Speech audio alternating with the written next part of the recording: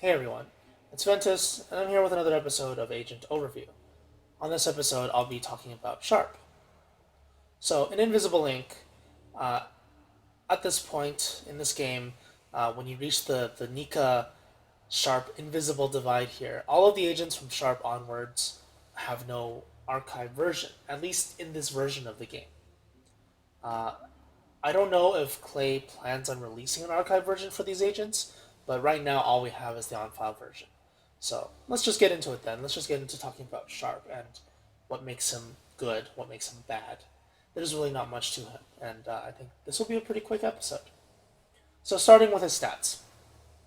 Sharp starts off with 2 hacking, which is, most people will probably agree that this is probably the worst starting stat if you were to have a starting stat. Obviously, it's nice to have a little extra stats, but it doesn't really benefit you that much. What this does is it gives you extra power from hacking consoles, but in the early game, like day 1 and 2, having extra power doesn't really help you that much. It's nice to have the power, but it's not necessary to have the power. That's because most mainframe objects they only have like 1 or 2 firewalls, maybe 3 firewalls, and you have enough power in most cases to actually hack through them quite easily and with almost no effort. Compared to the other stats, obviously it's nice to have extra stats, but if you were to have any other stats, level 2 and any other stats, it would be so much more beneficial for Sharp. If you had speed, you'd be able to get extra AP, move around the map, scout the map better. With strength, you can carry more items, and you can, if you knock people out, you can drag them without losing as much AP. With Anarchy, obviously, you can play the stealth game. You can steal without being detected, and you can just basically go through the map without them even knowing you're there. With hacking, like I said, the extra power really isn't that beneficial.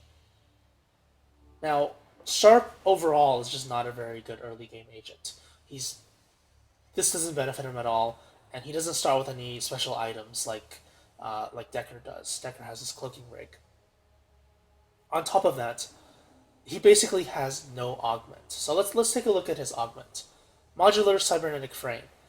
In his reach to perfect the connection between mind and machine, Alex has converted nearly 90% of his body into a highly modular robotic frame.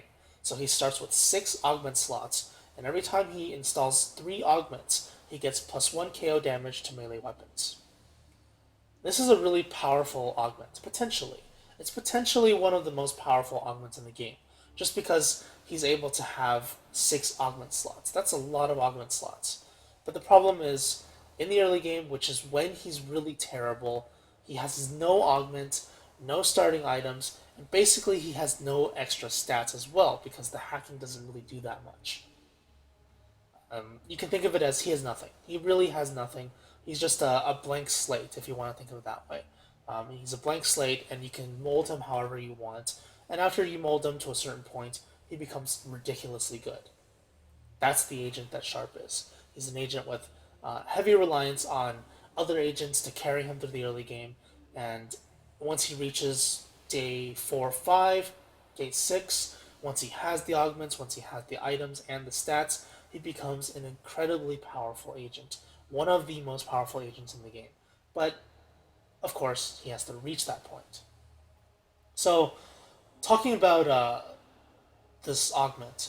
This is probably one of the best augments, not only because you get 6 augments, but because of that melee KO damage. The nanofab augments, or the cybernetics lab augments that you get for giving you melee KO damage, only gives you +1 per slot. If you reach 3 augments installed, you get that from this automatically. If you reach 6, you get +2 melee KO damage. So automatically this thing is giving you a lot of value. This is one of the most valuable augments in the game, just from the amount of stats you get from it. Um, and also because you have the 6 augment slots, you're going to be able to mold Sharp however you want. If you want him to be more aggressive, then he can be installed with offensive augments, the ones that give piercing, um, the ones that give penetration to either melee or range. You can give him hollow circuits so that if he does get caught in a really bad situation, he can cloak and just stun everything around him. You can also put a lot of utility augments on him, the ones that give him extra AP, the ones that generate power, the ones that give you extra credits. Whatever you want to put on him, he has the augments. He has the space in his body to install these augments for you. So he has a lot of potential to be just an overall good agent. And in some cases, you could even think of him. If you think of augment slots as agents themselves, obviously they can't pin guards or they can't knock out guards or whatever. But these augment slots themselves can be beneficial, like the ones that give you extra power and credits. These ones you can think of them as an extra agent, and Sharp has the ability to install augments, the extra augments, to make him kind of uh, an extra half agent. Maybe you can call it that way. You can think of it that way. Now, the problem with putting him in a more utility role is that because he gets the melee KO damage, you want to play him more offensively. You're encouraged to play him more offensively, but you're not encouraged to play him aggressively. Unlike agents like Nika, Nika gets up to 6 AP if you attack twice, which means you have to play her aggressively to get the benefits from this. As for the KO damage, to me, KO damage just feels more like if I do knock them out, they're knocked out for longer. So you basically stun them for longer, disable them for longer, and you can run around the map afterwards, or you can pin them, whatever you want to do. But like for Nika, I just feel like I have to play more aggressively because you get the extra AP. The extra AP helps you run through the map, and that's really beneficial. So you might as well play her aggressively. Sharp, you don't have to. You can play him however you want. You can play him defensively. You can play him aggressively. It's all up to you. But in most cases, you do want to make him an offensive agent because he has the melee KO damage. You're going to want to give him upgraded neural disruptors as fast as possible, and you're going to want to give him that melee KO melee penetration as well to basically augment the augment. Think of it that way. And that's basically it for Sharp. There's not really much else to talk about with Sharp. It's a pretty simple, straightforward agent, and there's only an archive version. There is one more thing I should add though. Sharp and this invisible point, I should say, between Nika and Sharp, from this point onwards, not only do they not have archive versions, but you can't find them inside of detention centers. So you have to start with them. These are agents you have to start with. So with Sharp, if you start with them, do it on endless mode. Don't do it on campaign. On campaign, you don't have enough credits or time to make Sharp into that super agent. On endless mode, he's one of the best agents you can get, just because you have the time to ramp up and because he will probably reach that point. Now, because he can't be found in detention centers, you're gonna have to start with him, and you need to pair him with someone that's really good in the early game. And like I always say, the agent you want to put him with, anyone who wants to just get carried through the early game, if you just have trouble in the early game, Decker is your go-to agent. His augment isn't very good, but he has the cloaking rig that gives you essentially what it is. It's an extra life. It's a get out of jail free card, and even though the cooldown's pretty long, it's really good. And Sharp needs an agent like this to just carry him through.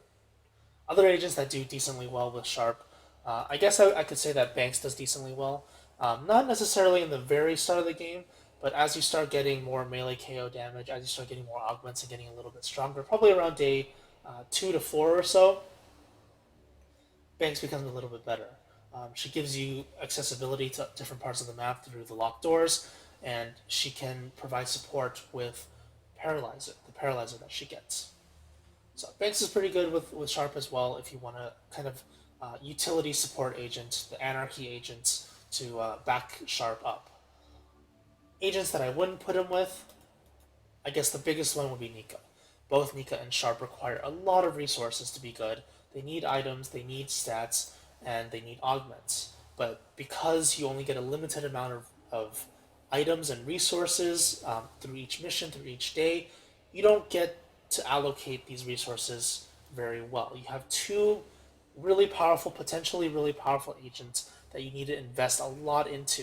And if you don't invest a lot into them, then both of them become mediocre and you can't play to their strengths at all. And that's just not something you want to do. You want to have an agent that's really good without any items, without any stats, kind of like Decker. And you want to have the other agent receive all of the credits, all of the stats, all of the items, in order to just reach the point where they can just carry. And that's basically Sharp and Nika. They're both agents that do that, so you don't really want to put them together. As for programs, Sharp doesn't really have any program synergy. You can put whatever you want on him. I guess if you do want to play more aggressively, you might want to avoid using Parasite, because Parasite is a bit slow. Parasite 2.0, obviously, if you ever see Parasite 2.0, is something you always want to get, but just Parasite 1.0, not so much. And that's basically Sharp. So that's the really terrible early game agent, but a really powerful late game agent, especially in endless mode after day 5, 6, 7. He becomes incredibly good. And that's it for this episode as well. So thanks for watching. I'll see you guys next time. Goodbye.